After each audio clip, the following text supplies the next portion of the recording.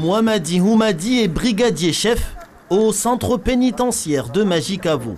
Les extractions de détenus font partie de ses missions, des missions qui au fil des années sont de plus en plus dangereuses. Depuis le début de l'année, l'administration s'entête à nous laisser faire les extractions médicales avec 2 agents au lieu de 3 agents. Donc là récemment on a vu que les bandits à l'extérieur s'entretuent à coups d'armes à feu. Donc nous on a peur que ça nous arrive, qu'ils viennent en chercher. Nous on n'a que du 9 mm, donc je pense que quand ils vont venir on ne pourra pas résister. Résister à des assaillants armés jusqu'aux dents et faisant usage d'armes lourdes, de quoi inquiéter les agents pénitentiaires. À chaque fois qu'on sort dehors, on met notre vie en danger parce qu'on n'est pas équipé en armement de la même manière que les bandits. Les bandits, eux, ils viennent avec la ferme intention de tuer, ça c'est clair. Hier, ils l'ont démontré.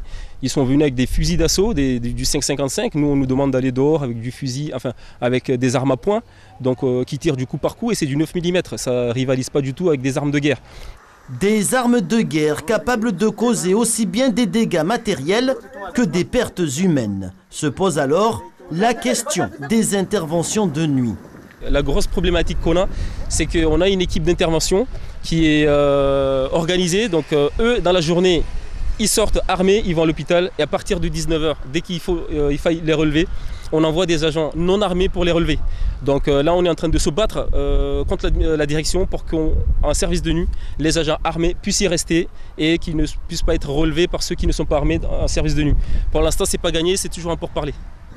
Des pourparlers avec comme enjeu majeur une sécurité optimale pour tous les agents pénitentiaires. Il en va de la vie humaine.